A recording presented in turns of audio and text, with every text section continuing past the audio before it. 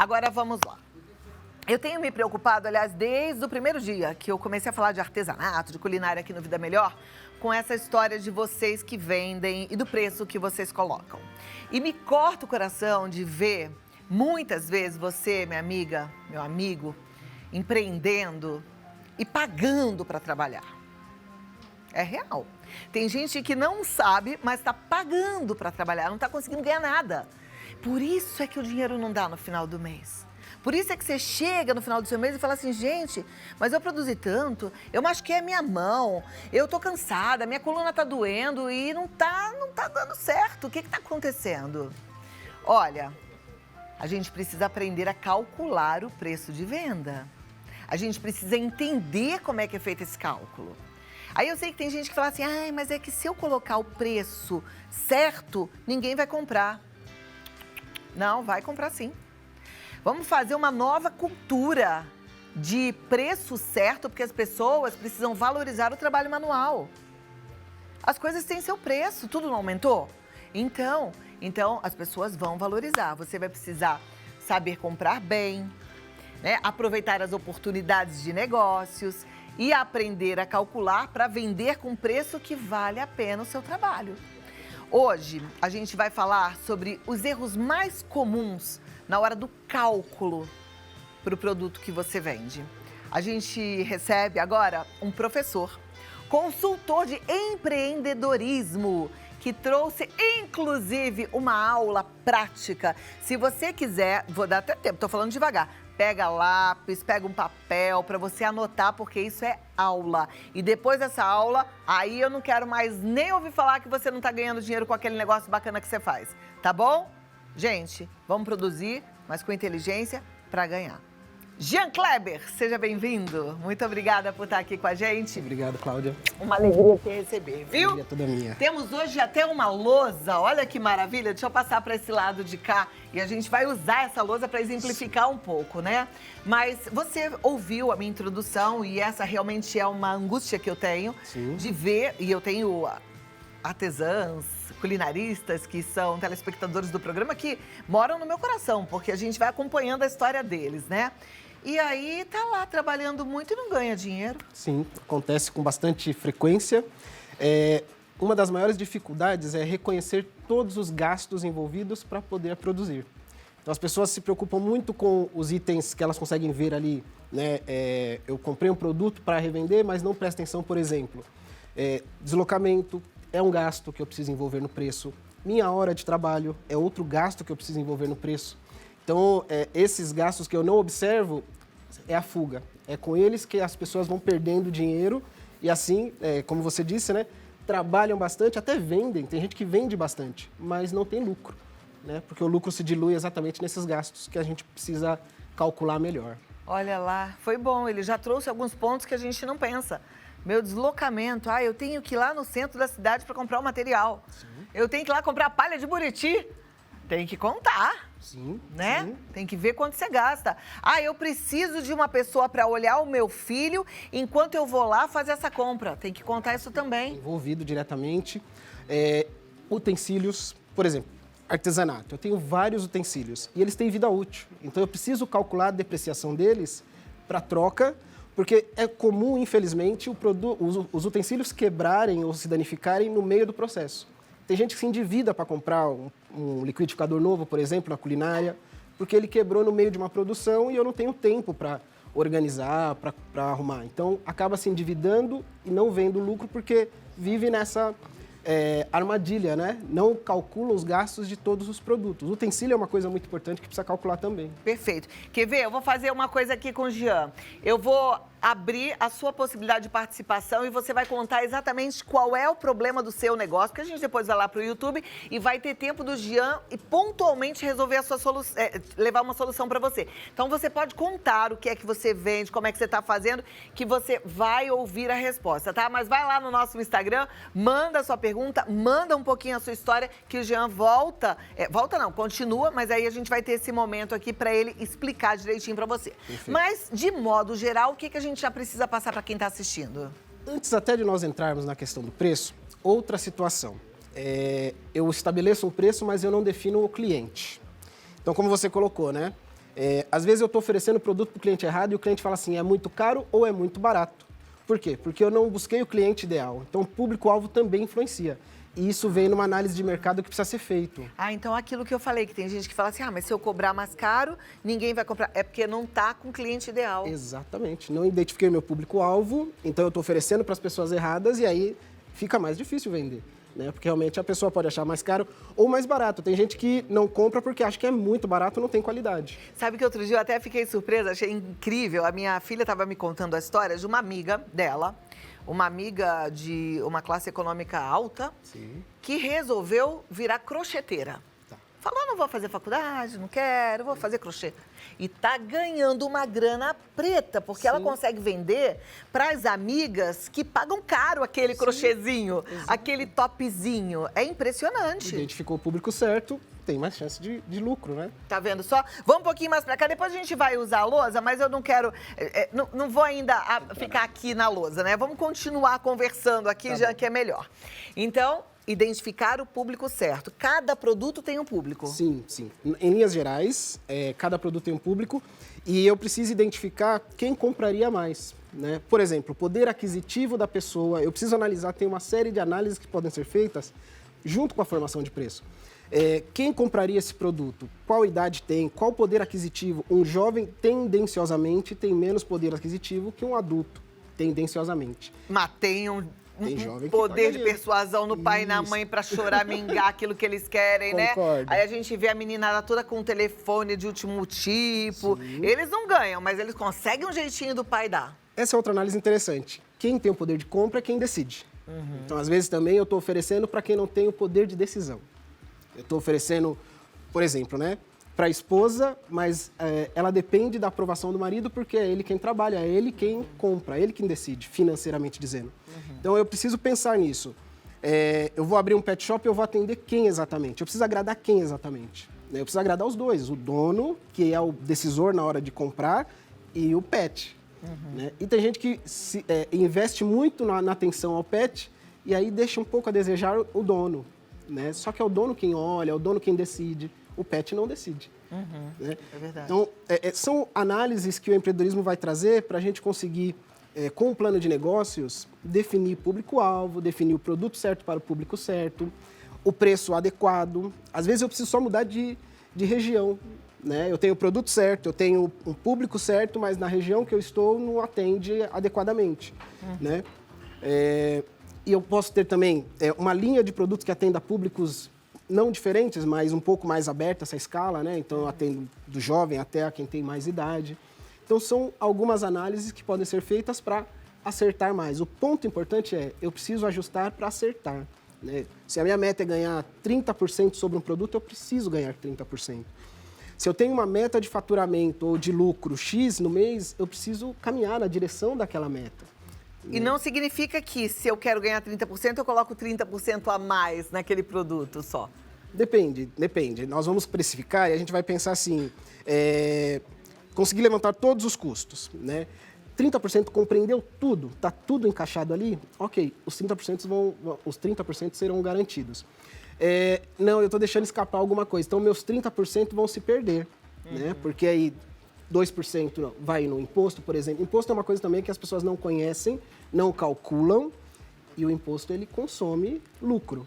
Então eu preciso conhecer algumas informações para poder precificar adequadamente. O ponto alto é conhecer todos os gastos. Perfeito. Daqui a pouquinho a gente vai só pro YouTube. Eu acho que eu vou chamar aqui o Marcelo Farias, a artesã de hoje. Como você chama? A Leide, porque aí eles também vão falar um pouquinho dos negócios deles, eu acho que a gente pode ajudar. Porque a minha dúvida é assim, a gente pode repensar o nosso negócio mesmo que a gente já esteja nele? Com certeza. O plano de negócios, que é uma ferramenta, ele é utilizado no planejamento e pós. O tempo todo eu preciso pensar, porque eu posso expandir o meu negócio a partir desse repensar o negócio. Eu estou atendendo um público aqui, mas existe uma demanda ali que eu não estou atendendo porque eu estou muito focado. Então, com a análise, eu consigo atender outras demandas e ampliar o negócio, que é o objetivo da maioria dos empreendedores, né? Se você conhece alguém que está empreendendo, alguém que está com vontade de começar a empreender, já dispara, compartilha esse bate-papo, a gente está ao vivo para todo o planeta, mas já dispara. Depois é claro que vai ficar no YouTube, porque pode ajudar, tá? Eu estou conversando com o Jean, que é consultor de empreendedorismo. Ele está ensinando muita coisa boa pra gente, conteúdo rico, difícil da gente encontrar. Ele é professor nessa especialidade. Então você vai aprender com quem realmente sabe. Mas aí, como o Jean já deu assim uma passada geral para quem estava acompanhando pela TV, já entendeu que a gente precisa pensar em tudo para poder montar um plano de negócio, eu pensei que para deixar mais concreta a situação e quem está em casa conseguir entender, de chamar a nossa artesã, depois eu vou chamar o nosso chefe de cozinha para a gente dar exemplo vivo. Pode ser? Por favor. Então, Leide, vem aqui, mas eu queria que você pegasse também os seus produtos. Pode passar aqui. O Guto vai te dar um espacinho? Isso, aí você pega aqui pra mim, traz aqui seus produtos que a gente vai mostrar. Pode trazer o outro também? Pode trazer. Isso, tá bom. Aí a Leide, que vem lá do Maranhão, tá certo? Seja bem-vinda. Obrigada. Ela trabalha com a palha de Buriti. Tá. Isso. Essa é uma carteira, não? É, pode abrir. Como é que eu abro? Aqui, ó. Ah, tá. E aqui você tem os blocos. Ah, então é um bloco de palha de Buriti. Isso. Nossa, olha que coisa bonita. Bom, eu fico pensando que esse produto aqui tem um público muito certo. Um público-alvo que eu já consigo imaginar quem. Sim, eu também. Você também. Você vende pra quem? Então, esse material da encadernação, a gente é muito amplo, porque a gente atende empresas, a gente atende escolas, né, professores, pessoas que precisam de ir para uma reunião e já tem um bloco, já tem uma bolsa, né? Então, assim, é muito versátil. Atendo muitas pessoas de vários nichos, né? Você consegue ter lucro com as suas peças? Sim, bastante. Bastante. O que você pensa quando você olha uma peça como essa? Maravilhoso. E aí ela comentou, vende para empresas. Empresa é um foco muito interessante porque se compra em quantidade, né? Se presenteia, tem muitas datas festivas que eu posso aproveitar. Então é um público, ok. Exatamente. Tem um outro público que hoje, né? Não hoje, mas tem várias pessoas que elas gostam de coisas manuais. Elas não gostam muito de produtos industrializados. Então tem uma alta demanda, né? Tem uma alta demanda. E aí é interessante você tentar, por meio de pesquisa, pode ser pesquisa simples, pensar qual uma faixa etária que mais compraria. No meu caso, eu vendo, a maioria das minhas clientes é entre os 25 até os 50, 60 Perfeito, anos. tá bem amplo, mas geralmente a maioria mulheres. Mulheres, Então mulheres. Já tem um público aí. Isso. Aí tá bem aberto, ok. Todas elas, de 25 a 50, têm um poder aquisitivo interessante, né? Já tem um trabalho, já estão no movimento financeiro. Isso. Se fosse para você segmentar, porque aí depois que eu defino o público-alvo, eu posso segmentar. Se fosse para você segmentar, quem compra mais? Você tem alguma estatística, algum número assim? Pessoas de 25 a 35 compram mais do que pessoas... Até os 40 compram mais, de 25 aos 40. Por que a gente fala muito de público-alvo? Porque a comunicação, ela é mais assertiva quando eu acerto o público. Falar para um grupo de 25 a 35, por exemplo, eu tenho canais diferentes para falar. Né? Meninas de 25 a 35, de 25 a 30, elas estão muito intensas no Instagram, por exemplo. Então é necessário carregar mais imagens e descrições no Instagram. Pessoas com mais idade, elas não têm uma frequência tão forte no Instagram, mas talvez elas estejam mais no Facebook. E aí, segmentando, tendo público e você segmentando, você comunica melhor, você acerta melhor aonde falar com esse público e aí tem mais retorno. E a minha loja ela é digital. Olha só. Então as pessoas vão no meu Instagram, eles chegam no meu WhatsApp, e no WhatsApp eu fecho a venda. Perfeito. Olha que interessante. Por você trabalhar com palha de Buriti, você faz algum apelo turístico, algum apelo em relação às riquezas do Brasil? Sim. Então, assim, a gente busca isso aí, né? Desenvolver o turismo.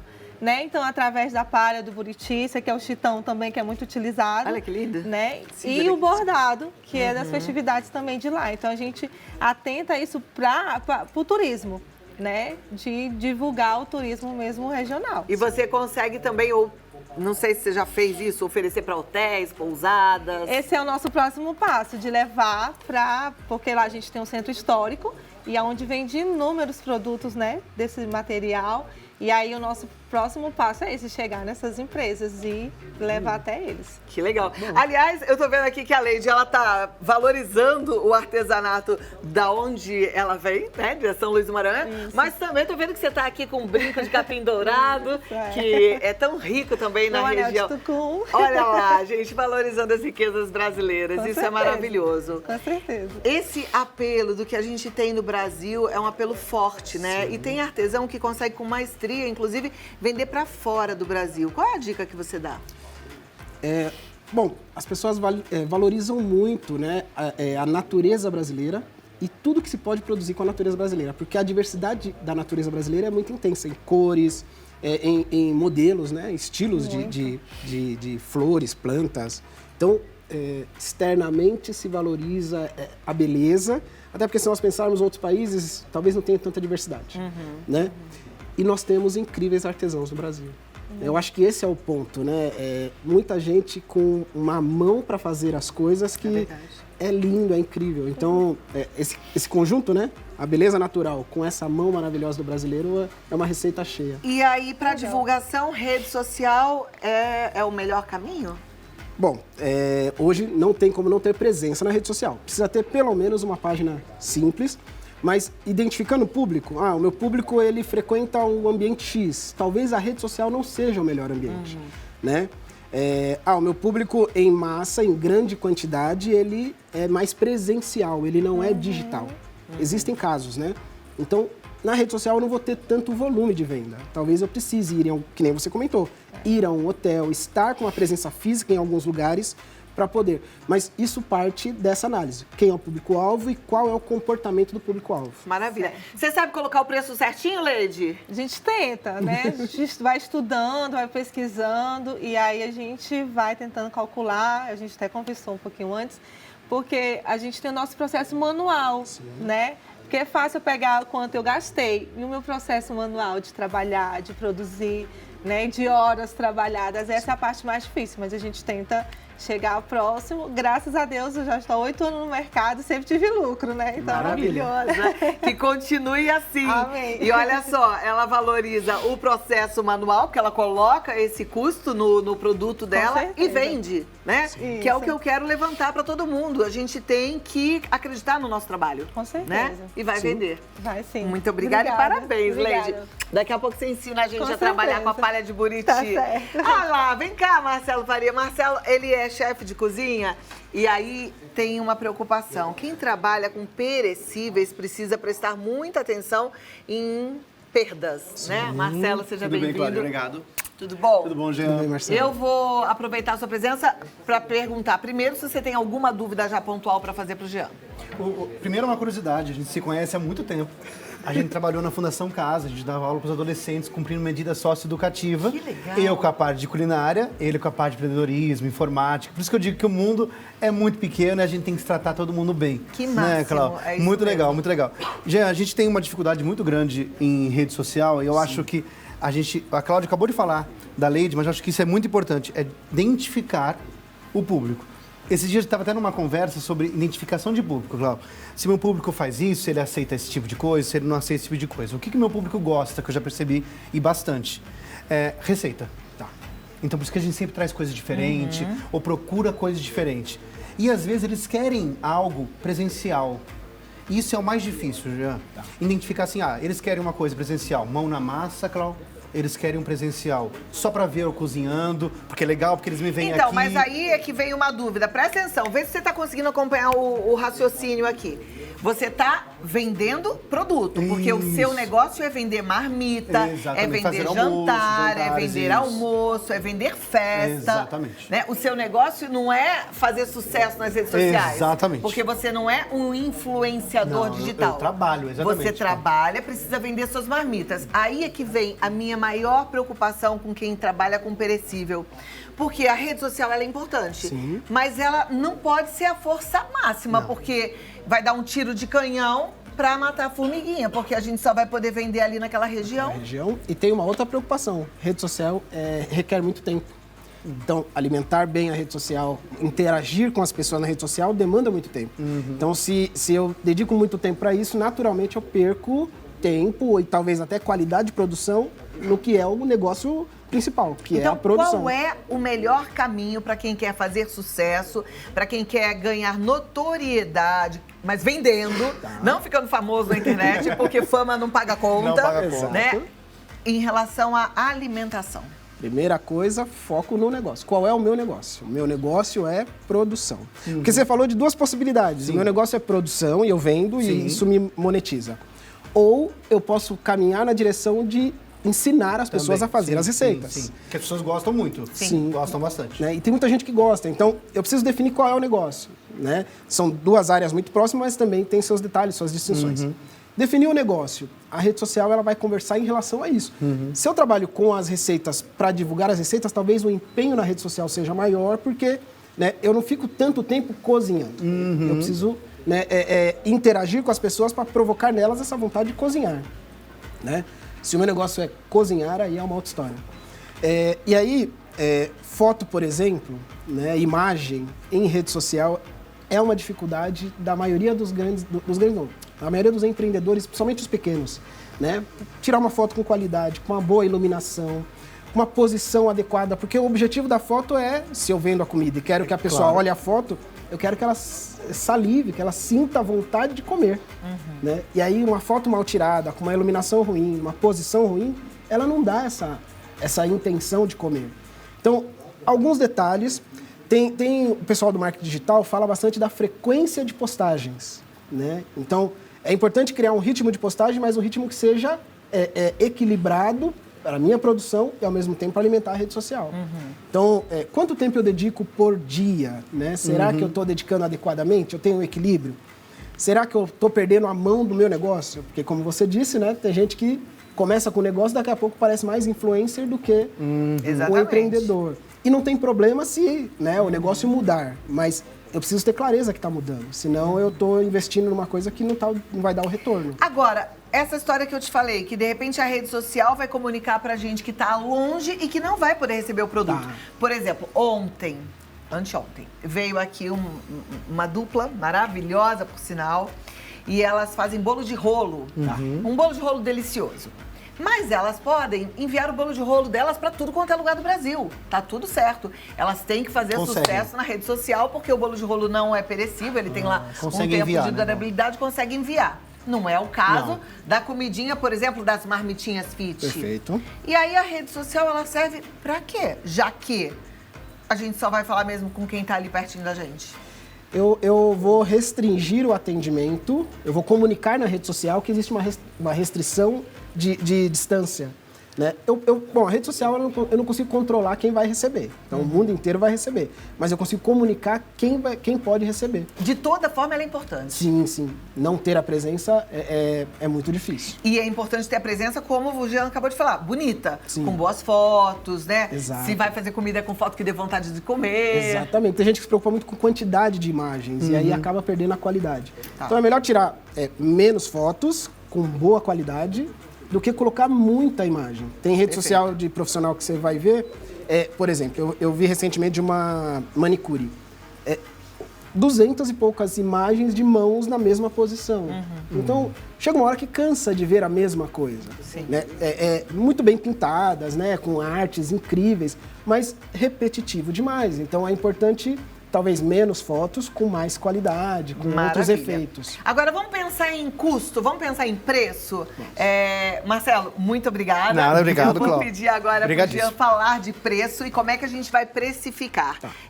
Você já falou um pouquinho, mas eu queria que você usasse o quadro aí, que desse essa sua aula para essa turma que está carente dessa informação, desse tipo de informação. Ok. Bom, pelo que Perdão, esqueci o nome da... A Leide. Leide, né? Pelo que a Leide comentou, a mão de obra talvez seja um dos grandes dificultadores, né? Por quê? Porque eu não sei exatamente quanto que eu devo cobrar de mão de obra. Então, tem duas possibilidades.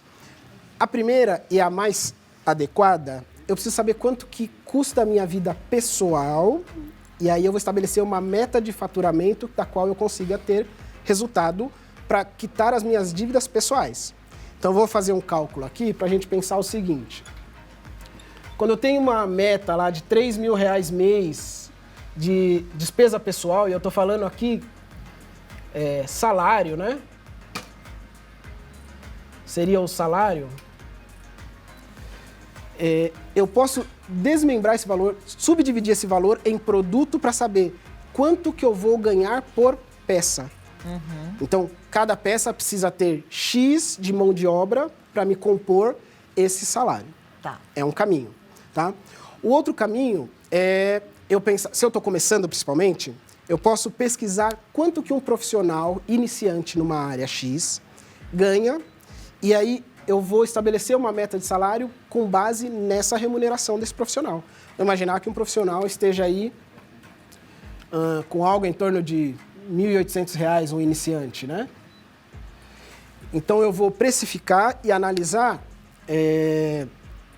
o quanto que eu preciso vender para chegar nesse valor de salário. Então, você tem que pensar o que você vai vender e quanto, em quantidade, você vai vender para fazer esse salário. Exato. E, se possível, cada peça vendida compor esse salário. Né? Então, a Leide tem lá uma meta de vender X carteiras. Vamos pensar em 10. 10 blocos, por exemplo. Então, quanto que eu preciso ter na venda de 10 para alcançar R$ 3.000? Então, é um cálculo que precisa ser feito. Essa é uma informação. Então, vamos imaginar, e aí eu vou pensar num exemplo real aqui, gastos. Nós pensamos aqui na mão de obra, né? R$ 3.000. Vamos pensar, vou colocar aqui mão de obra. Vamos pensar em produtos. A Leide comentou que ela gasta em média R$ 8,00 por produto. Bloco. Por bloco. R$ 8,00. Deixa eu colocar aqui 8, mas a gente precisa pensar na quantidade, né? Tá. Que é Produto. por bloco, por produto.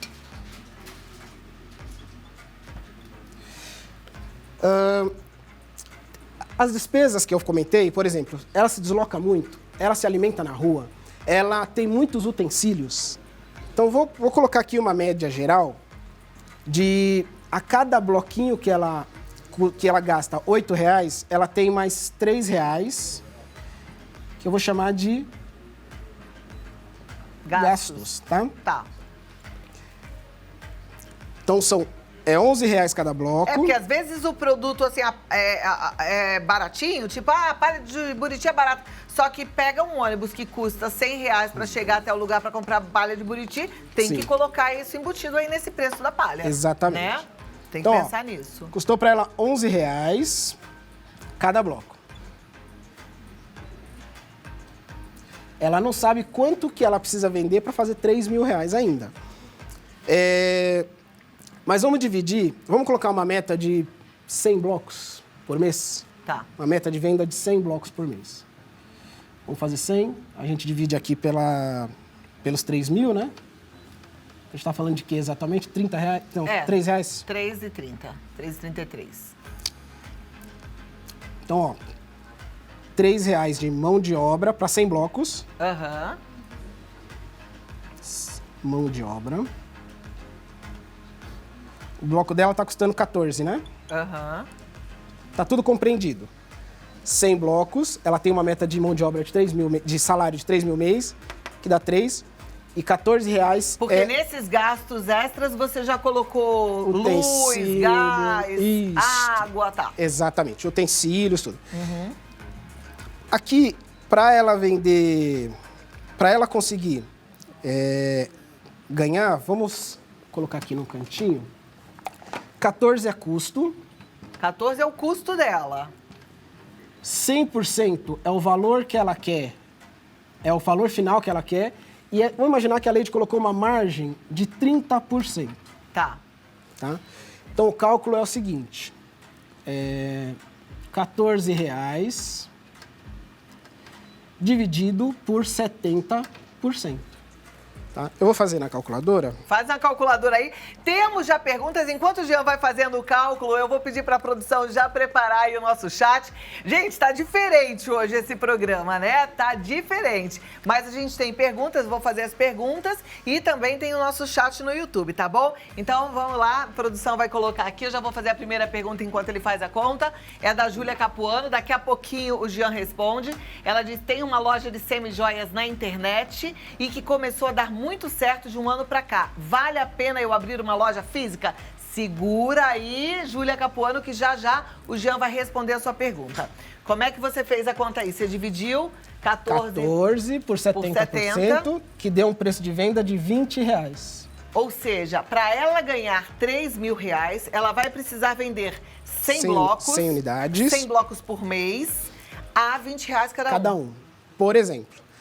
Só que a Lady já disse que ela não vende a 20, ela vende a mais. Ah! Né? Então, se ela conseguir encaixar todos os gastos dela nesses R$11, você concorda que o salário dela já ficou maior, porque ela já vende a um preço maior?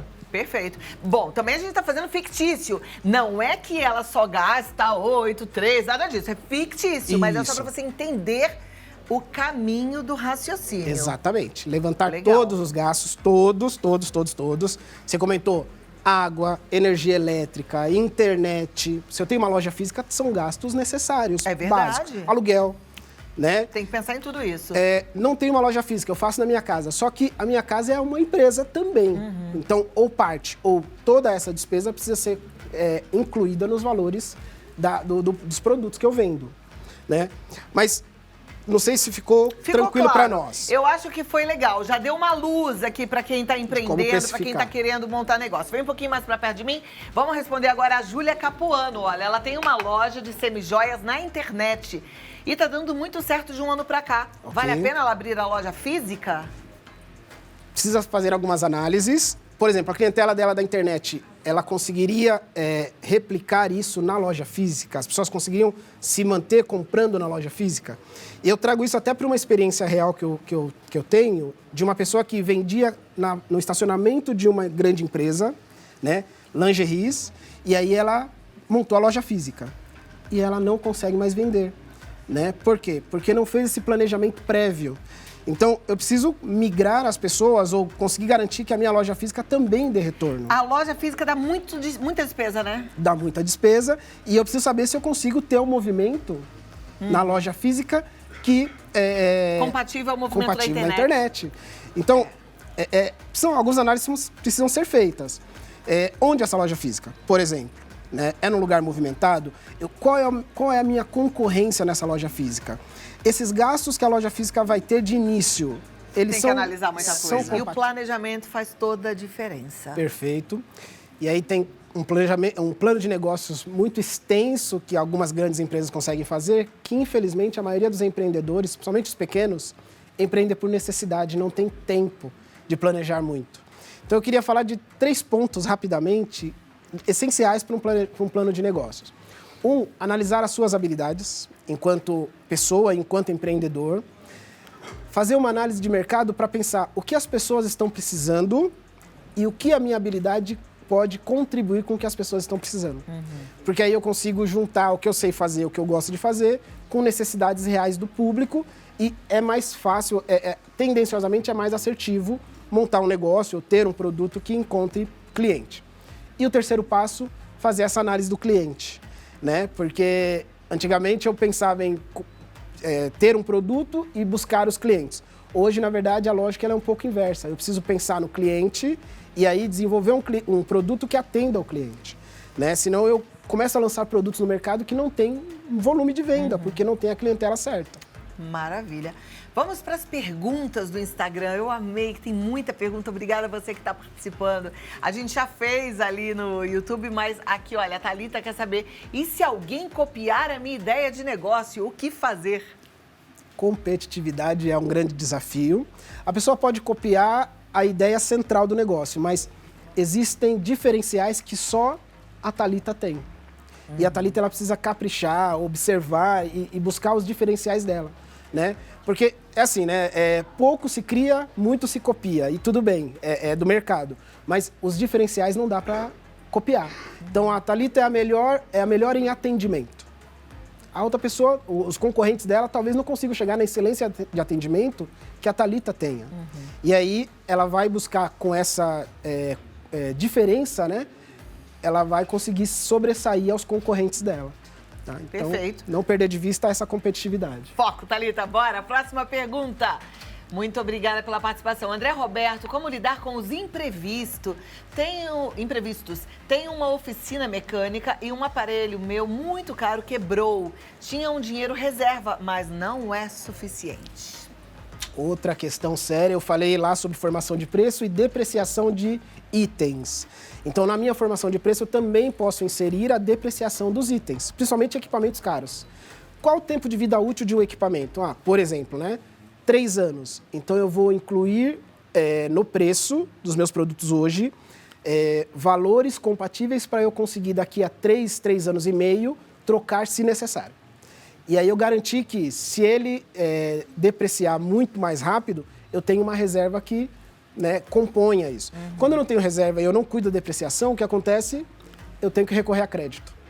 E aí, dependendo do momento que eu vou recorrer a crédito, eu não consigo ter boas taxas, fica muito caro, comprar. Mas a necessidade, muitas vezes, diz, compre assim mesmo, Tem horas que não tem jeito, Exatamente. Mas aí é bom escolher direitinho qual é o crédito que você vai pegar, tá? A Adriana tá dizendo, como calcular o preço do bolo caseiro? Estou pensando em começar a vender. Perfeito. Boa pergunta. Todos os ingredientes que ela vai usar, ela precisa calcular.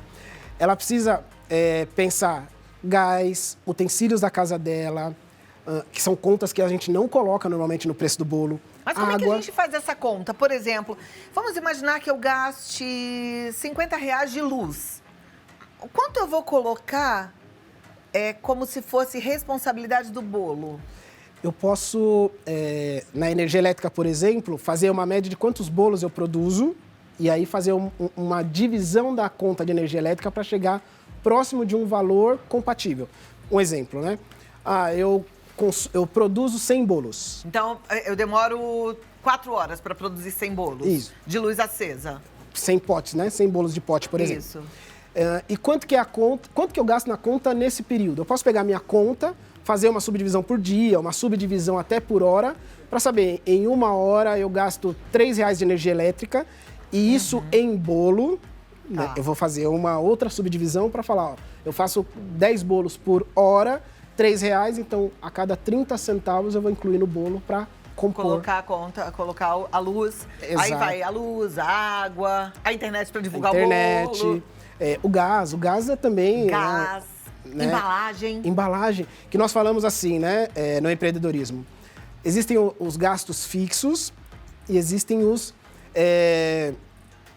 outros gastos que não são necessariamente do produto. Por exemplo, o bolo, eu preciso de X reais para fazer o bolo. Então, eu fiz o bolo. O meu cliente, às vezes, ele não faz questão que o bolo esteja naquela caixa maravilhosa, naquele copo todo decorado. E tem gente que investe muito em decoração e aí encarece demais o preço do produto. Então, eu preciso identificar público e saber, eu vou caprichar mais na decoração, eu vou caprichar menos na decoração, não que vá perder qualidade, mas eu vou gastar menos na decoração, porque tudo isso tem impacto. Ai, gente, contar um negócio pra vocês, bem assim, uma observação que eu vi outro dia, Um cabeleireiro que tem pertinho da minha casa, que aí eu precisei um dia ir lá, e aí eles investem o tempo inteiro na placa, na pintura, e compra uma mesa, e compra uma cadeira, e muda a placa, e de repente a toalha tinha um cheirinho de que não lavou e não secou direito. O shampoo não tinha qualidade. Aí eu fiquei pensando, puxa vida, podia ser tudo simplesinho, não precisava nem ter placa. Mas se tivesse tudo impecável, cheiroso, eu acho que era o que ia me encantar como cliente. Eu fiquei pensando, será que todo mundo é assim? Ou não? Como é que é isso? Então, e aí você comentou, na rede social, por exemplo, existe o grande apelo da beleza. E ok, mas eu preciso fazer um alinhamento, No mundo real, o que as pessoas estão buscando. Porque o ambiente que só tem essa beleza, mas não tem a qualidade, não é o que nós queremos no mundo real. Na internet, ok, a gente quer a beleza de tudo, um ambiente perfeito. Mas no mundo real, a qualidade precisa vir antes. Ou seja, para fidelizar o cliente, vender, vender de novo, e vender de novo, e ser indicado, você precisa de qualidade Exato. em primeiro lugar, né? Inclusive no bolo caseiro. Principalmente, ingredientes de ponta. Vai lá, Fernanda está perguntando quais as taxas, burocracias, no geral, impostos, que vou ter ao abrir um negócio. Na internet é mais barato? Hoje tem, falando de impostos, né? Hoje tem algumas categorias. Para quem está iniciando, uma sugestão é iniciar como microempreendedor individual, porque o imposto ele é fixo e ele é baixo. Então, é uma forma interessante de começar, sentir o negócio. Tem 460 possibilidades, 460 atividades distintas como empreendedor individual. Que é a MEI. MEI, isso. E aí, tá funcionando, eu tô conseguindo vencer, tá dando certo, talvez eu suba de nível, eu me torne uma microempresa no futuro. Mas é uma boa maneira de começar porque o imposto é fixo, né? E na internet é mais barato? Em relação às lojas físicas, sempre é mais barato, né? Porque eu não tenho vários gastos que uma loja física pede. Vai depender um pouco do produto que eu tenho, do que eu ofereço efetivamente. Mas, em linhas gerais, na internet sempre é mais barato. Jean, todo mundo que quer se reinventar, que precisa montar um negócio, tem muita pressa. Mas aprender é muito importante, né? E existem cursos gratuitos para essa turma? Existem vários, né? Gratuito, sem pagar nada. Gratuito. O Sebrae tem vários cursos. O Sebrae é uma das maiores referências de empreendedorismo, né, do Brasil.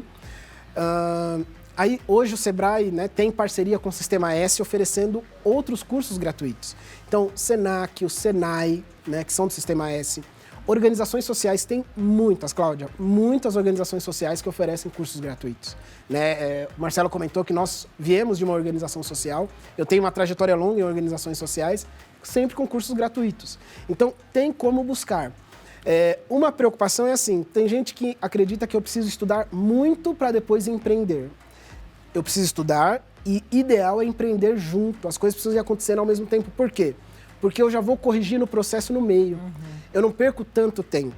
Como eu disse, muitas pessoas começam a empreender por necessidade, né? Perdi o meu emprego, não estou conseguindo outro e eu preciso me reinventar, a palavra que você usou. E aí, eu não tenho talvez tanto tempo para ficar 6 meses em um curso, esperando, né? Então, não tem problema você já começar a empreender de maneira embrionária e aí você já vai corrigindo o negócio no processo. Sim, perfeito. Olha, que bate-papo interessante, hein? Vou passar aqui os contatos para você. Acompanhe o Jean Kleber no LinkedIn. É Jean-Custódio. Fácil, Jean Custódio. E se você quiser mandar um e-mail, ele vai ter a maior alegria de te responder. Ele já contou pra gente. É o jean.kleber@gmail.com. jean.kleber@gmail.com. Muitas coisas eu acho que estão fervilhando na cabeça dos nossos telespectadores. E agora uma consideração final, assim, um recado final para deixar todo mundo com mais coragem. Perfeito. Bom, estamos aí num momento bastante sensível da economia e muitas pessoas estão empreendendo. Então, como eu comentei, eu vou reforçar, empreendedorismo é um comportamento mais do que uma profissão, é um comportamento empreendedor. Uma pessoa ela pode ser empreendedora dentro de uma empresa, né? De solucionar problemas, de ter uma postura proativa. Então, eu recomendo que comece a trabalhar esse comportamento empreendedor. Não se satisfazer com menos, com pouco, sempre ter um olhar à frente, buscar mais. E aí, naturalmente, as coisas vão acontecendo de uma maneira mais rápida, né? O desenvolvimento vai acontecendo de uma maneira mais rápida. Gostei. Vou só acrescentar. Acredite em você, porque se você não acreditar em você, quem é que vai acreditar? Exatamente. Não é não, Jean? Obrigada, muito querido. obrigado. Foi uma alegria te Prazer receber, imenso. viu? Muito obrigado.